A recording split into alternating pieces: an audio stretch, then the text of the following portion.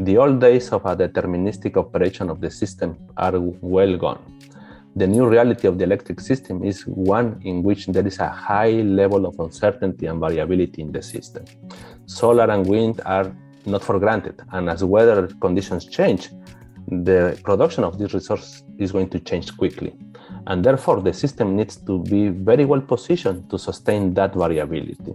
Hello and welcome to Energy Unplugged by Aurora.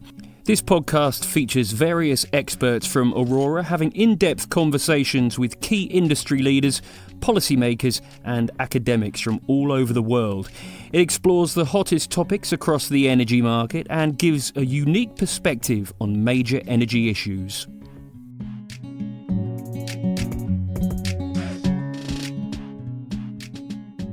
Welcome to Energy Unplugged. I'm Hugo Batten, Managing Director of Aurora in Australia and California. We're very much looking forward to today's discussion.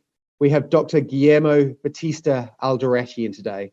He's the Director of Markets and Analysis and Forecasting at CAISO and has had a distinguished 15-year career at CAISO, coming out of academia at the University of Waterloo in Canada. We've also got Rowan von Spreckelsen on the line. He's Aurora's Head of Research in both Australia and California as well. Guillermo, welcome to Energy Unplugged. Absolutely delighted you can join us. Thank you, Hugo, for the invitation. My pleasure to be here with you today. And welcome, Rowan, as well. Thank you, Hugo. Terrific. Guillermo, let's start with your career. What's kept you at California's system operator for 15 years? What do you enjoy about the role?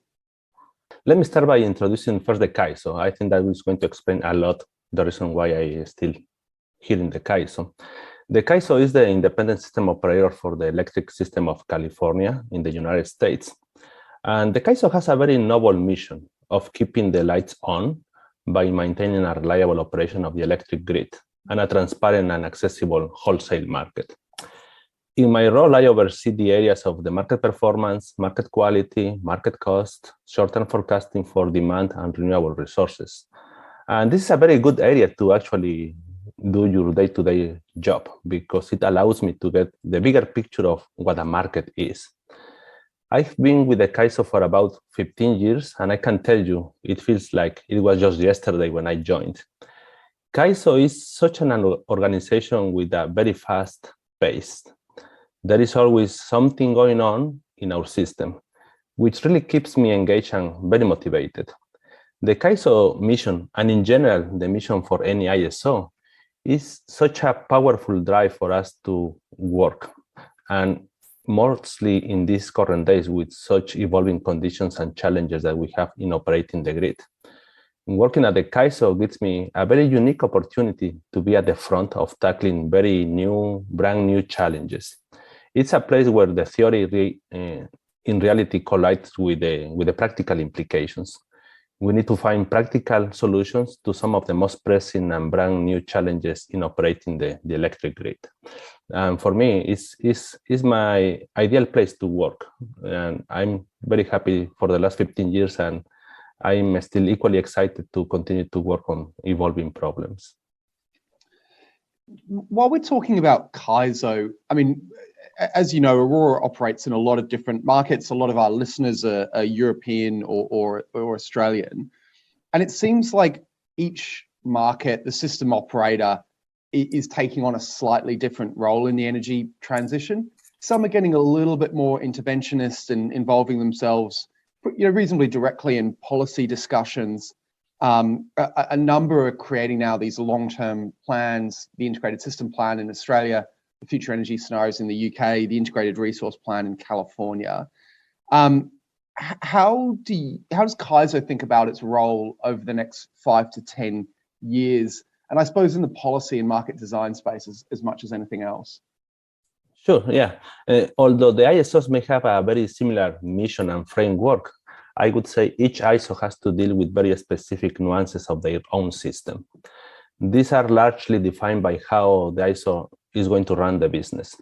It has to factor in the governance structure, the footprint it covers. It's not the same to run an ISO for a single state instead of a multiple state, the type of stakeholders participating in the market, and the structure of the neighboring balancing area, right? Because you have to do still balancing with other areas.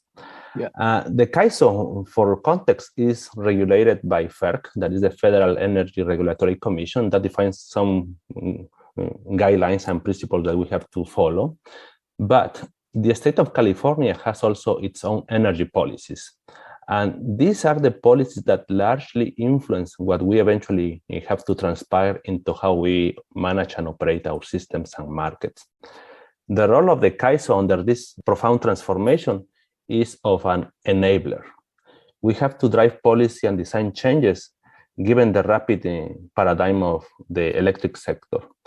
And at the same time, we have still to keep the core mission, that is maintaining the reliability of the system and the market.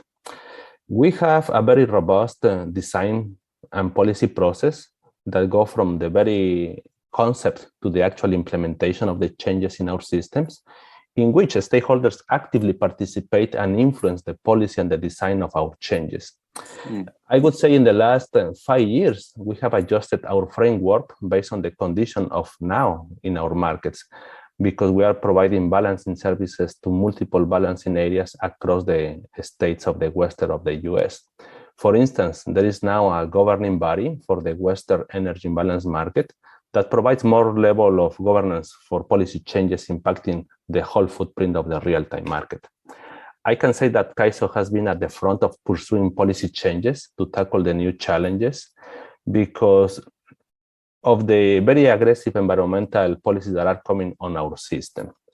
In the very recent time, some ISOs in the US have been starting to see the same type of challenges that we started to tackle like 10 years ago. And again, that was mainly driven because of the energy policies of the state of California. In that sense, I believe we have to adapt and follow the pace of these energy policies coming eventually into the operation of the system. No, it's a great point. And I often hear people say that, you know, in some ways the pressure is higher in California because, you know, it is further ahead and we need to kind of prove that the energy transition can work and kind of act as a kind of, I suppose, guide rails or signposts for other markets as to how to get kind of higher renewable penetration and manage balancing and all those types of things. Terrific. I mean, while we're talking about CAISO and the role it plays, as a market, it does have some complexity and in some ways is different to kind of other jurisdictions. It has a capacity style mechanism, resource adequacy, there's a wholesale component, you know, various balancing ancillary markets, there's a carbon price, renewable energy certificates. There's a number of different kind of market certificates and incentive structures within CAISO, while still having in some parts of CAISO vertically integrated monopolies who are providing power to end consumers. Could you talk a little bit about how that's evolved over the last 15, 20 years? And what do you see as the kind of key inflection points in that journey that have got CAISO to its current state? Sure, I think everything started with the energy crisis of late 90s, early 2000, right? I think as early as 2005, 2007, we were in the middle of a major shift, moving into a full nodal market. Prior to that, we have just a type of regional zonal market. And that starting point was precisely because we were trying to come out of this energy crisis. And that was a high stakes proposition to make such a paradigm shift. Once the nodal market was implemented in 2009, right away we start moving into getting the market stable, bringing more features and capabilities for flexibility and participation of the markets. And we start doing major improvements. For instance, we took at heart to ensure that we could provide precise and accurate dispatch instructions to resources. And that requires complex formulations in our markets. For instance, we have this feature that we call the multi-stage generator that allow us to model very precisely the combined cycle units that have some challenging operating conditions. Right then, we also implemented the convergence bits. It's a market, and we believe in markets, and we move forward in opening the market for financial participation, and that implies participation of convergence bits, or name in other places like virtual bits. Right then, we were hitting the time frame of 2014, And in collaboration with another entity that is the Pacific Corporation, we launched the Western Energy Imbalance Market. Since then, basically every year we have added more and more balancing areas to the real-time market.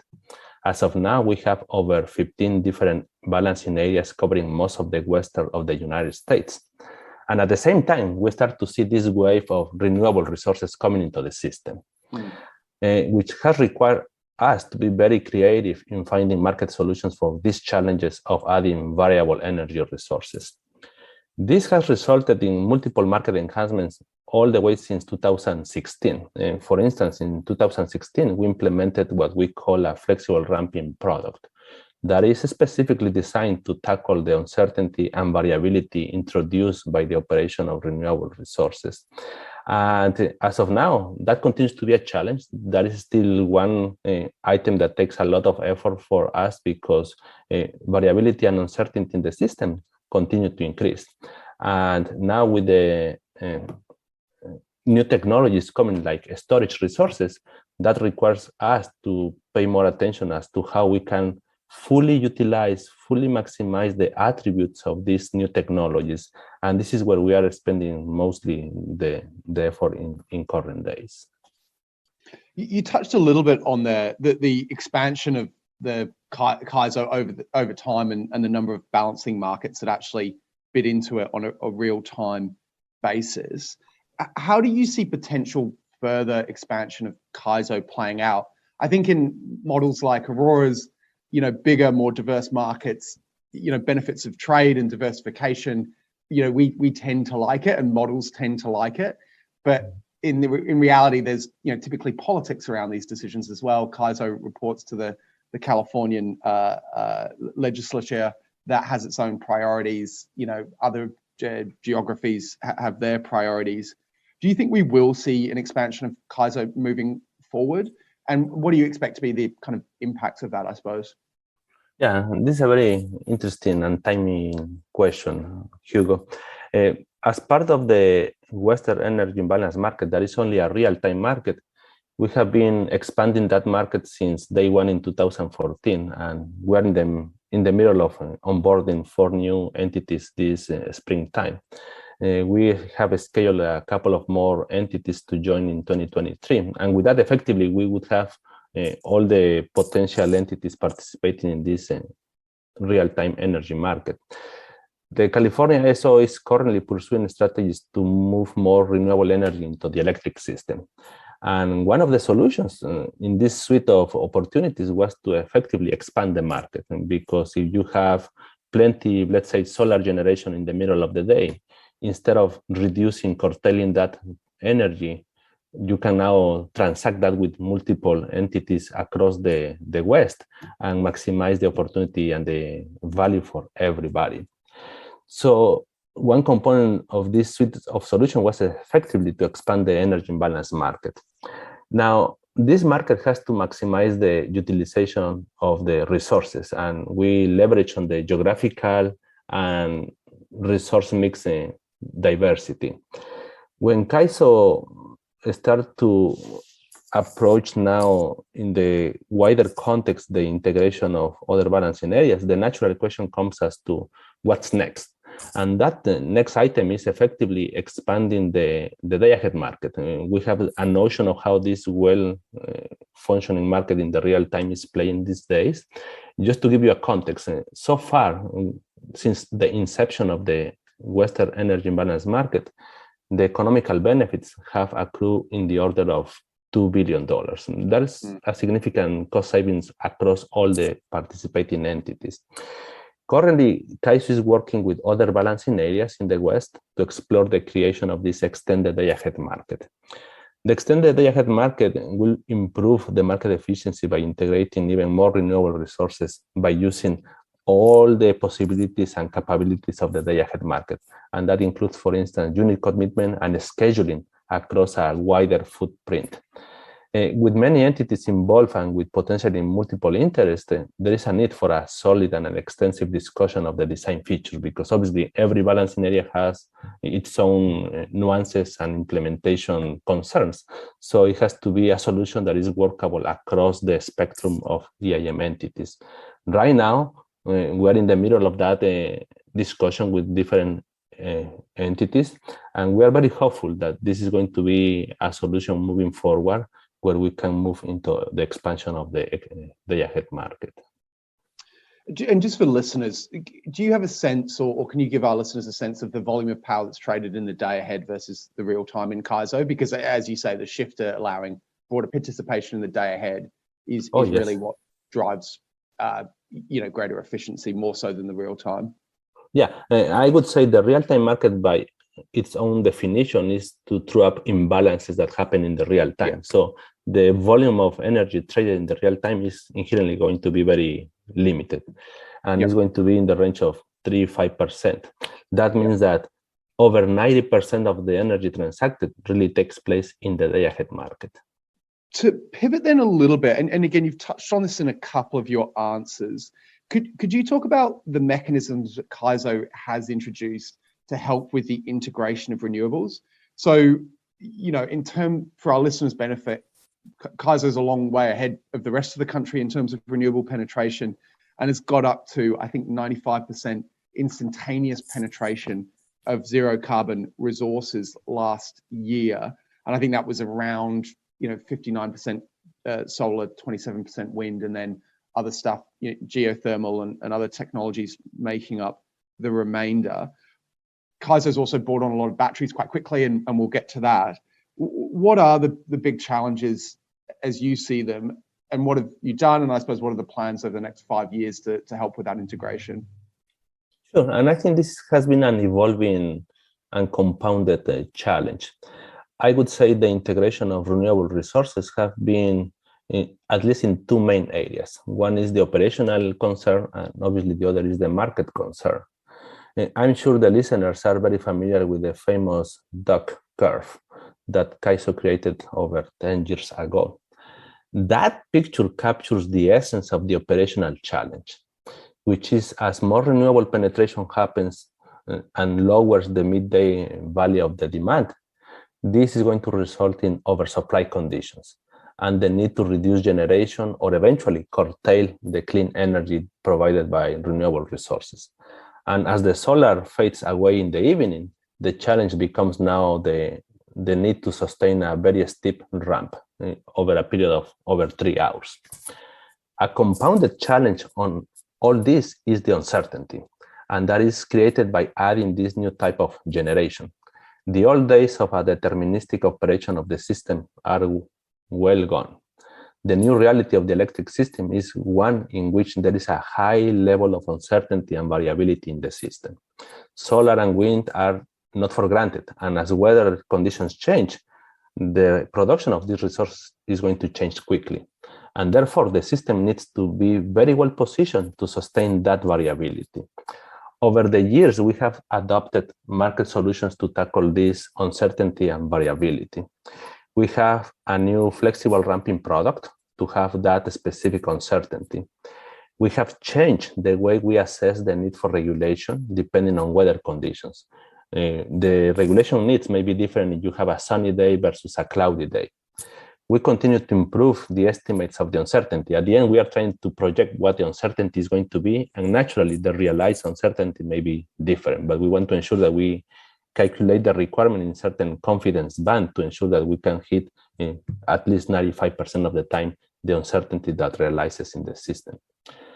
Another associated challenge is the increasing level of behind-the-meter generation, mainly from rooftop solar generation. This is quite significant in California, and just to give you a sense, it's in the range of 10,000 megawatts. This behind-the-meter impacts the demand level in the same way as utility-based generation. It just happens to be behind the meter, and it's going to create a similar challenge in the operation of the system. All these challenges eventually realize in the operation of the system, and as such, we need to figure out ways to properly position the system to handle this new paradigm. And I would say we have a suite of solutions, and the most pressing challenge that we are trying to address in current days is a good way to capture the uncertainty that realizes in the operation of the system. No, completely agree. And we'll stay away from the net solar metering debate in California, which is one of the more heated debates I've come across in my time as an energy professional. And this is a debate that's playing out in a number of markets, like how do you think about subsidies and the value of rooftop solar given increasingly extreme duck curves. But let's steer clear of that one. So, Rowan, I might bring you in here. I know you've been meeting with 50 or 60 different participants in CAISO over the last couple of months as we roll out our modeling there. In particular, I heard a lot about offshore wind and hydrogen as new technologies with potential to make material impact on the Californian market. Do you want to offer a few reflections on each of those for listeners? Yeah, I think those two are definitely the kind of the key new technologies that are kind of up and coming in California specifically. I think the recent kind of targets laid out in kind of California legislature on offshore wind, CAISO's latest 20-year plan that's kind of targeting somewhere between 3 and kind of 10 gigawatts by 2040, with approximate kind of $10 billion worth of spend on the network, whether that's coming in down in kind of Diablo Canyon and kind of replacing some of that power, whether it's up in the kind of northwest offshore. Those kind of seem to be the kind of key areas. I know kind of Aurora's done a lot of work on offshore globally, kind of both with the UK government, with kind of state governments in Australia, kind of more broadly in Europe and kind of now in the US. I think the focus has always typically been in the US on the kind of the East Coast, but particularly with kind of system operators thinking about the diversification of technologies needed to manage net zero systems long term, and CAISO coming out with that kind of in the 20-year plan. A number of kind of participants are kind of increasingly looking at the West Coast now, thinking about how floating would stack up long term. So offshore wind definitely a kind of a key one. On the hydrogen side, I think it's generally hard to see California necessarily being kind of the most competitive exporter of hydrogen kind of globally, but there's a lot of interest in terms of kind of the hard to abate industries where that gets used. I think from a integration perspective, there's often two business models that are talked about. You've either got a kind of hydrogen island model where you're kind of co-locating with solar wind batteries to develop and produce that hydrogen in an isolated system. The other option is kind of grid connected. Obviously, very different impacts in terms of kind of electricity prices long term, one feeding into demand, the other being kind of isolated. I think from the economics perspective, the island model is often kind of pretty similar, potentially slightly kind of more attractive than the grid connected version. I think additionality is often a key concern there with the grid connected, and needing to know that kind of green hydrogen is capable and kind of pricing that premium for green hydrogen. I think knowing the emissions of the grid at any point in time can mean that it technically wouldn't classify as green hydrogen in all time periods. But I think a lot of the conversations we've been having with market participants in California, often with the gas operators, has been thinking about hydrogen as a fuel source. And the conversation there is typically between kind of whether I'm taking existing gas, CCGT or OCGT plants, and am I retrofitting CCS on them or potentially hydrogen. I think there are different crossovers depending on the utilization of those plants. With a high utilization, potentially CCS is the more economic. With very low utilization factors, long term, maybe in the 2050s with a net zero scenario, hydrogen is potentially more economic. I think those have been where the kind of the key conversations have been. Terrific. Guillermo, maybe to pivot back to you here, we've seen a couple of recent auctions in California where load-serving entities, utilities, have put up contracts for 8-hour storage. And in both the recent ones that we've been tracking, lithium-ion batteries have won. And I think that surprised some market observers, but the cost reductions have been impressive over time. You know, again, as a grid operator, as you're thinking long-term around net zero scenarios, how are you thinking about competition between pumped hydro, potentially in kind of other parts of the Western market, hydrogen that Rowan touched on, flow batteries? Like which options, I suppose, are you most optimistic about as dispatchable capacity in a genuinely net zero system? It is hard to do longer term projections with the rapid changes of technology that we see coming into the power systems.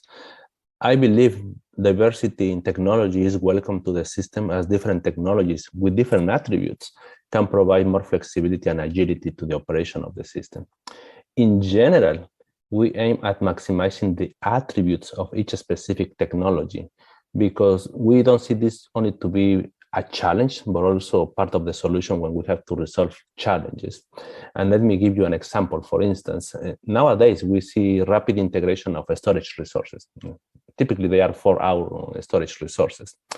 The previous challenge that we had is still a challenge, but is being managed now with storage resources in a much better way, is that we have the typical oversupply condition because we have just too much generation of these renewable resources. Well, now with the integration of storage resources, is becoming a natural solution to have the combination of these two different technologies. The storage resources are coming either as individual resources that can act as demand or supply, depending on the conditions of the system. They are very well equipped to take on that oversupply conditions because it's the precise time when they can be charging. At the same time, you have this other type of technologies that are collocated or hybrid. It's a combination of storage resources with wind or solar, and they can provide you a much efficient way to manage themselves. What I'm saying is that as the new technology comes, we need to find a way to maximize their specific attributes, and having this diversity of technology is going to be only better for having that flexibility in the operation of the system. There are some technologies that, given the system conditions, may not be as easy to bring up. And let me just put an example. For instance, hydro or pump storage resources may not be a very practical solution for CAISO, right? Because we're in the middle of a drought, we don't have too much hydro to spare, and that naturally couldn't be a natural solution for us in the medium or longer term. But all these other new technologies, such as storage, are just ripe now to be taken advantage of in the operation of the system.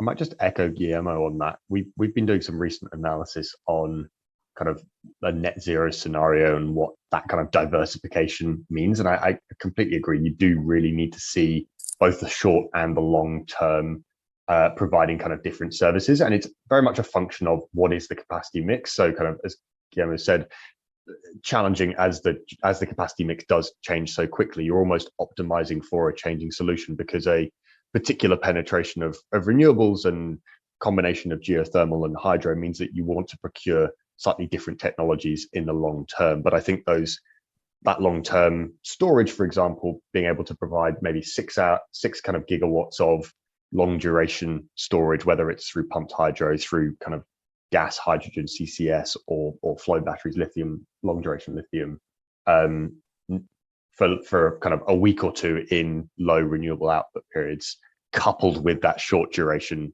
battery or peaking capacity on top, is definitely a kind of key part of that net zero challenge. Yeah, no, absolutely. And I think for our international listeners, it's probably worth mentioning that because of the way capacity incentives are designed in CAISO, we've seen a lot of 4-hour batteries as a kind of minimum threshold to get resource adequacy contracts.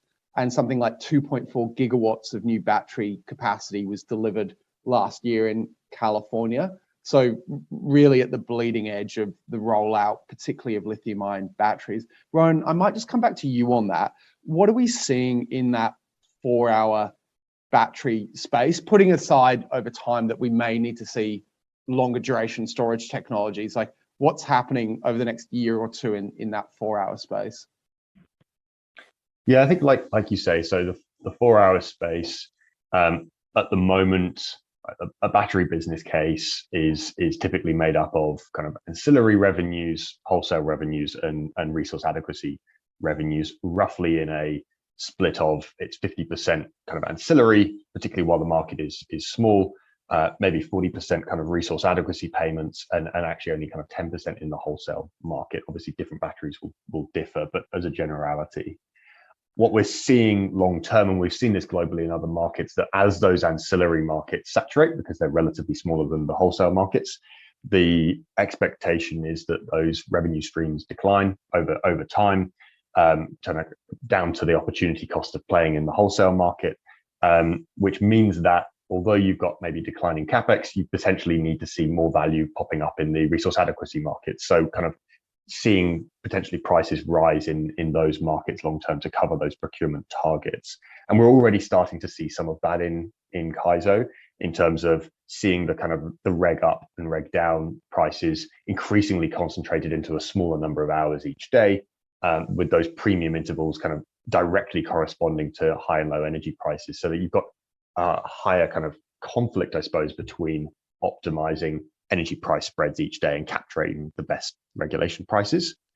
I think in the short term, one other thing we're seeing in the market is very much around the short-term supply cost issues. So battery manufacturers kind of mentioning that think supply contracts are being indexed to lithium prices, among others, increases of kind of 15-20% in cases, which is, and a number of developers have said this may well delay the kind of rollout of battery storage within states and their pipelines, because they're kind of almost holding out for the kind of market to clear and to come back down over the next kind of 18 months, 2 years or so, as these global supply chains kind of come out of the system. So that's kind of challenging the short term.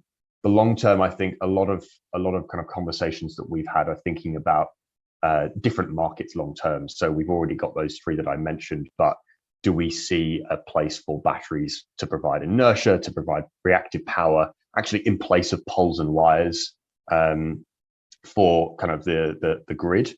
And what does that mean from a revenue perspective? I think that's often, in a lot of markets, we've seen that being a challenge to create a market around those, because they are often so site specific. So it's often been bilateral contracts, but a number of players looking at those and how can they provide those services, grid forming inverters, etc., things like that.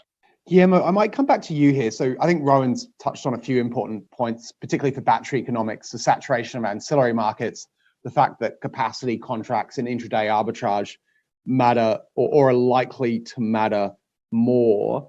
But I think also the additional complexity in thinking about the contribution to security of supply that the next marginal 4-hour battery makes. And again, this concept of Dunkelflauts and how do you manage extended, whether it's solar or wind droughts, or in the case of California at the moment, in drought conditions, very low hydro availability for extended periods of time. Do you think the resource adequacy capacity mechanism essentially needs to evolve? And if so, how is CAISO thinking about that? Yeah, that's a very good question, Hugo, because as the listeners may know, California ISO doesn't have a capacity market. We rely on a program that is called resource adequacy, and it's some type of bilateral-based program. And that is run by the California Public Utility Commission. And we, the CAISO, closely track the RA program. I would say years back, the basic premise of the program was to ensure that there was sufficient capacity to meet the peaking condition. What is your peak day? You need to ensure that you have at least 115% of that projected need. As the electric grid has evolved with the integration of renewable resources, it has become obvious that the capacity is not the only factor or attribute to consider. Flexibility is also a key aspect. The current construct of the RA program relies on system and local capacity, and for the last few years, it also has added what we call the flexible resource adequacy capacity. As part of the CAISO estimates, the need for flexible RAM capacity currently is in the range of 15,000 megawatts for a period of 3 hours. CAISO is actively involved in the identification of needed changes to ensure we have the capacity that we need to maintain the reliable operation under this shift of paradigm. I can say that there has been several iterations in the enhancements to the resource adequacy program, and I foresee that that will continue as the grid evolves. we carefully look at the RA program to ensure that the CAISO resource adequacy rules remain relevant and give us the right procurement of the capacity where we need and when we need it, because also timing is becoming important for the time of the year. And regarding the aspect of the value of the capacity market, yes, we start to see that, as Rowan indicated. We can see that the prices drop when we have excess of renewable generation. We can see, for instance, the regulation market to be saturated by the storage resources. That is going to put pressure in the clearing prices of the energy market. And that will translate into having more value added to the capacity. And that is going to be a dynamic that going to continue to exist. The CAISO in particular has been evolving the markets to ensure that the design is in place to ensure that resources are compensated on the services, on the attributes that they bring to the system. I might, on the content side, finish up with one question, conscious of time. Demand side response is, a very hot topic in a number of different markets. We've worked with Tesla on VPPs in Australia. I know we've done similar work with various players in Europe, particularly in a market like California, where rooftop solar, despite some short-term challenges, is likely to be a major feature of the system, increasingly accompanied by batteries at the community level or household level. The idea that they can be aggregated and dispatched as a virtual power plant. Again, how's CAISO thinking about it? What are some of the challenges? How do you build VPPs into your forecasts and demand projections moving forward? Yeah, I believe CAISO has seen some success in the participation of demand response in our systems and markets. We have been working on designing the market mechanisms to allow the participation of demand response and resources for several years. Effectively, we have a recurrent initiative to improve the modeling and the participation of demand response resources in our system. We have spent that significant effort in the development of the design. Now, a good example, for instance, of how well the demand response has worked so far is, take, for instance, the case of the summer 2021-2020. We have seen participation in the range of 800, 900 megawatts of demand response. And just to put context, we have two types of demand response in our markets and system. One, what we call the proxy demand response. There are those resources economically participating in the market. When they get dispatched, it's expected that they are going to be responding to the signal. But we also have what we call the reliability demand response resources. These are similar to demand response with the caveat that they are going to be activated, deployed upon the CAISO going through an energy emergency. That is the reason they are called reliability demand response. And they are quite effective. I would say when we start seeing the deployment of those, we can really see the effect of that in the demand, and naturally has helped to balance supply and demand in the tightest condition of the CAISO system. That is quite a significant contribution when we need it the most. There are some areas that we need to continue to improve, and we continue to have that design enhancement. And currently, we are going through one of those. And that is really targeting to ensure that they have the flexibility, they have all the means to participate economically in our markets. Another area that is kind of after the fact that we have also to seek further improvements has to do with how to measure the response of demand response. That is not something for granted. And we have spent significant efforts to try to identify a good baseline to measure the response. And there is still room to improve in that area. Great answer. I suppose a final question, and I tend to ask this of all the guests we have on. Is there anyone you read or listen to in the energy space that you think is always good, thought-provoking, and relevant to your work in the system operator? Is there anyone that springs to mind, Guillermo? Oh, wow. I can tell you, I really like to read about what I do day to day. So I may be biased to to go too far. And I can tell you, I'm always interested in stay appraised of different dimensions, including those directly related to CAISO, but also on the other organized electrical markets that we have, at least in the United States. And I am also interested in what's going on in the energy sector as a whole. And also because of my previous life in the academia, I like to stay in touch in the theoretical academia level. So with that, I can tell you that I read from different sources. Related to California, I read the California Current, the California energy markets. About organized markets, I read the RTO Insider, Utility Dive, Energy Storage, SP Global Platts. I also like to read the reports generated by the International Energy Agency. And I'm still continue to read these journals from the academia, such as the Electricity Journal, the IEEE Transactions on Power Systems and Renewables. So it's a lot, but it gets me appraised of what's going on in different dimensions. That's terrific. That's an excellent reading list, although I might struggle to get through all of those in any given week, I suspect. Guillermo, Rowan, thanks both for your time. We've covered an enormous amount, I think, in 40 or 45 minutes. Guillermo, in particular, I know you're incredibly busy, and we're very, very grateful for your time. So thanks again to both of you. Terrific session. My pleasure. Thank you for having me. Thanks, Hugo. That was Hugo Batten, Aurora's Managing Director in Australia and California, talking to Guillermo Bautista Alderete, Director of Market Analysis and Forecasting at CAISO, and Rowan von Spreckelsen, Aurora's Head of Research in Australia and California. Do keep an eye on our podcast feed for more in-depth conversations with senior members of the energy industry. The best way to do this is to subscribe on whatever platform you use. Thanks for listening and goodbye.